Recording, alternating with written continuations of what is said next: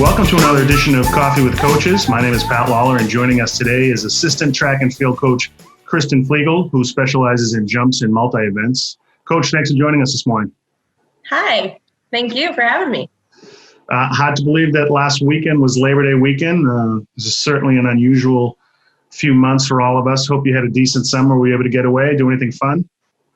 Yeah, as weird as this may be as a start to it, I definitely have some family hardships. My grandmother was diagnosed with stage 4 cancer. And so as much as that's a sad thing, it ended up turning into a really amazing time with COVID happening, having a little bit more of a flexible schedule. I was able to go out and be with her in Arizona for a bit and kind of help her get started on some of her treatments. And then my family is from Wisconsin originally, and she decided she wanted to come back to Wisconsin to finish treatment. And so we drove road trip across the country with Grandma, and that was definitely an adventure. But it got me back to Wisconsin, so I got to spend some quality time with my family and, get to spend more time with her. And so that was awesome. And then again, later in the summer, I did get to take another trip back to get to see her and see my family again. And so spending time with my family, getting to see my dogs, that was probably my highlight. And she's doing really well now, so I must add that. She just finished her last treatment on last Wednesday, so I'm really pumped about that because, stage 4 doesn't ever sound good. So she's doing really well, though. And outside of that, too, the other cool thing is being new to Mass, all the beaches out here. I've gotten to go explore and try different ones every weekend with my husband. And mountains are accessible, and beach and mountains are really good COVID activities because at least you're outside and can space out. Great.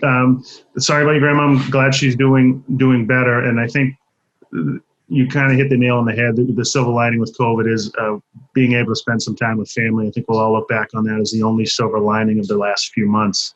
Now, tell us a little bit about, I heard you're back at school. You're taking some classes in psychology. What's going on with that? Yeah, so yes, you're 100% right. Family time is awesome, but the second family is your track team or the team that you get to work with. And so one, I'm excited to kind of be back at school, to get to see them walking around campus. And, that's an exciting thing. But I also did last Wednesday start a second master's in sports psychology here at BU. And so I'm really excited about this. It's kind of been a long time coming. I tell all my athletes, I tell all my recruits, every year you kind of learn a little bit more about yourself and you figure out more interests that you have. And so this has kind of been one that's come to me in the last 2 years. And so part of the reason I wanted to come out here was this program. And so I'm very excited to get to begin and utilize it within my own team, within my own event group, and hopefully within other teams at some point at BU. Yeah, I think we could all use a master's in psychology at times, especially now with all that's going on. But as you mentioned, we're back at it now. Students have been arriving on campus the last few weeks. Track and field indoor season doesn't begin until December, but practices are starting up soon. Tell us when practices are starting and how's the staff preparing under these unusual circumstances? This has been the weirdest thing of everything, just figuring it out. And I praise the people that are above me that have been working and so diligently to kind of iron out everybody's plans. But I definitely know, and I can say for sure, we are starting on September 14th. So we've got one more week. We have a little bit of a weird kind of, and I think every team has this to a point, we have a resocialization period just to get back into it, ease back into it for our sake, for the athlete's sake. So week 1, the only change for us is instead of having an 8-hour period of practice training, we'll have a 5-hour period. And then from there on, we have, I think, 4 more 8-hour periods. And then essentially we go back into full time from there. It really goes 14, 16, and then so on as far as upping our hours. But 14 hours to me is full time.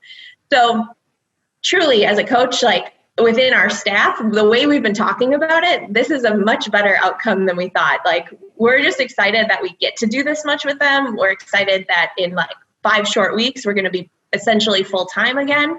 Knock on wood that nothing goes, south. But the only other things are we have, I think, groups of 10 practices a day. And then there's a restriction in the TTC as far as we can only have 25 athletes, or not just athletes, but people in there at a time.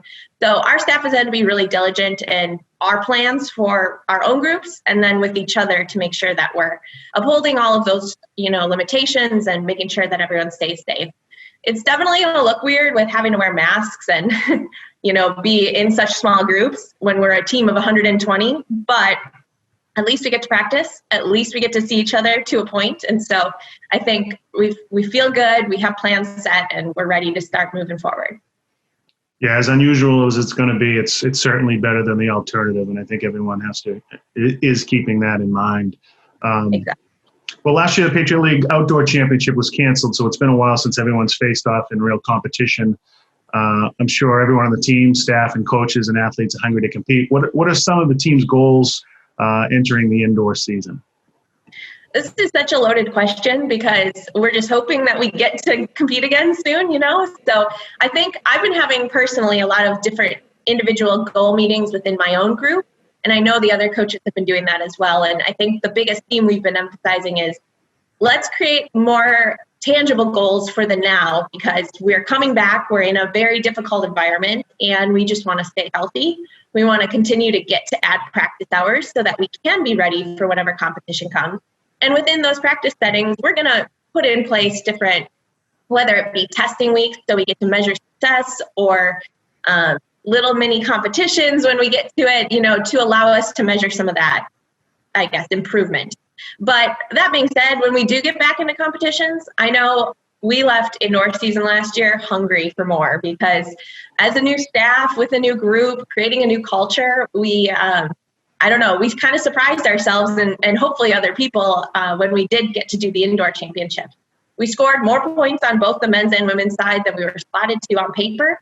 And so I know going into this year, we have definitely the goal to win on the women's side and on the men's side, definitely top 3.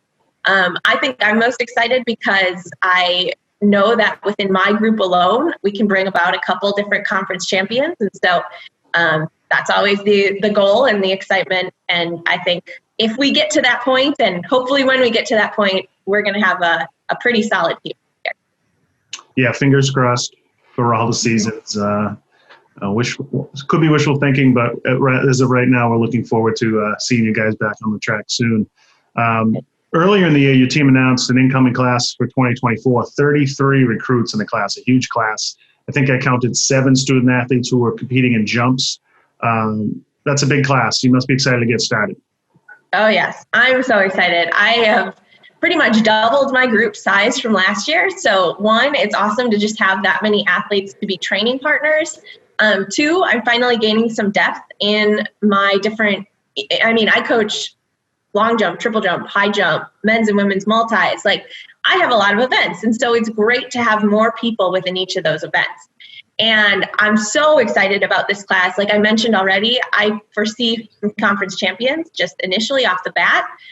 We have Kasim Sissy. He is coming in from, he's actually from the Bronx, but he's a transfer from Ithaca College in New York. This kid is so funny. He has never really done track before. I mean, he did it for 1 year, but he happened to high jump 6'11" and qualify for the Division III national championships. And so he doesn't even know his potential yet. And he's just excited to get going. We've got Jacob Hawk, coincidentally, also a New Yorker. And he actually won the indoor state championships in the triple jump this year, right before COVID shut everything down. So he's coming in with some good momentum. He's hungry. He wants to break some records and, go even further than Patriot League. And then my women's side, I'm pumped about some of the girls I have coming in on the horizontal jumps end. We've got Jules Hogan. She's jumped over 19 feet in long jump, immediate help. Avery Foster, her season was on par to get her up to that 18 mid-range and so on. And so those are immediate contributions. We have Emma Scara. She's kind of a jack of all trades jumper, but we're going to transition her into the pentathlon for indoors. And so I think that's going to be a really cool fit for her. And also speaking of the heptathlon and pentathlon, decathlon, that event area, we've got Stuart Bladden coming all the way from the UK, which almost didn't happen given everything with international students this summer, but he has a huge talent range across many events. And the coolest part with him is he was actually coached by We have our David Henry Valentine invite. Yep. He's coached by David Henry's son. Wow. So the connections are just awesome. And obviously, I mean, if it's David Henry's son, he's got some pretty good hurdle background there. So meant to be.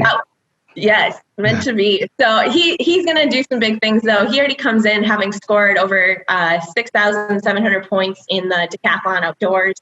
And he's going to not only make some impact on our Patriot League level, but he's going to go pretty far nationally and for his sake, hopefully in the world category. So, yeah, I'm excited. I think I have a great group. Not to leave anyone out, I also have a Richard Bueling who is from Illinois, which, Midwest, gotta love that Midwest connection.